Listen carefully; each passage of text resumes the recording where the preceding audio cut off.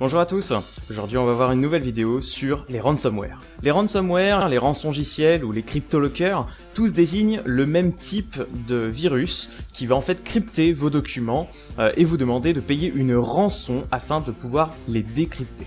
Dernièrement, c'est le ransomware WannaCryptor qui a beaucoup fait parler de lui et qui a touché plus de 150 pays dans le monde. Le logiciel crypte les documents et ensuite utilise une faille de sécurité dans le protocole SMB, c'est la même faille qu'on a utilisée dans mon dernier tuto sur SMBv3 et qui permet en fait de toucher, d'impacter d'autres machines potentiellement vulnérables sur le même réseau local. Et donc aujourd'hui, je vous propose de voir grandeur nature comment fonctionne ce type de logiciel. Ici, on a un Windows 10 avec mes photos personnelles de chatons, c'est ma deuxième passion après l'informatique, et donc j'ai téléchargé un ransomware qui se trouve ici. Et donc si j'exécute ce ransomware, il va dans un premier temps se connecter à un serveur distant afin de récupérer une clé secrète qui va lui permettre d'encoder mes fichiers. J'aurai besoin de connaître cette clé afin de pouvoir décrypter mes fichiers.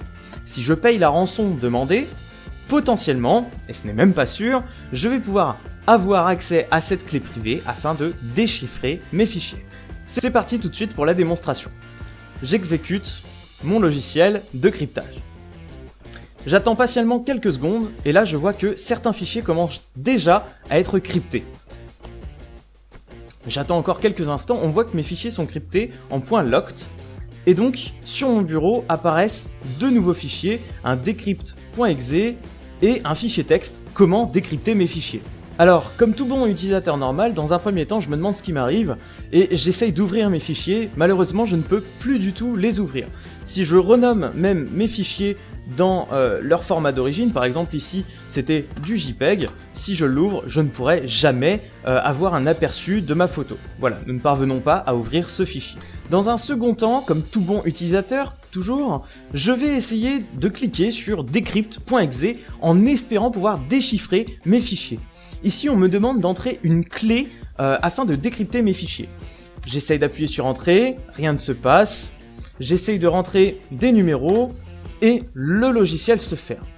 J'ouvre donc le document texte intitulé « Comment décrypter mes fichiers ». Ici, on me demande pour décrypter vos fichiers, visiter cette page internet.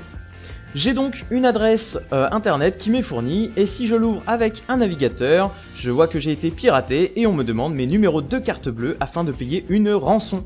Ici, si je rentre mes numéros de carte bleue et que j'appuie sur Submit, j'ai un code qui m'est retourné.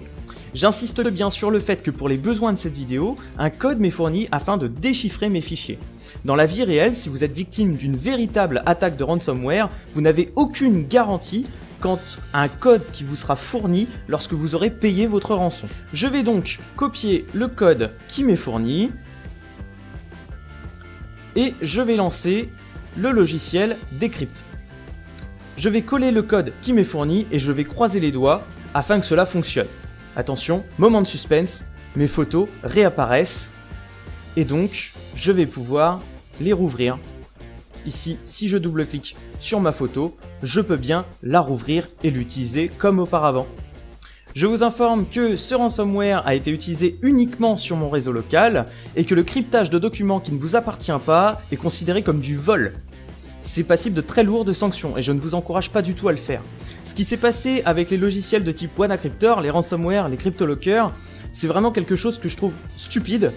C'est vraiment honteux. Faut savoir que ces personnes-là s'en sont appris à des hôpitaux. C'est quand même complètement débile. Je pense que pour des virus de type ransomware, il n'y a vraiment aucune gloire à avoir.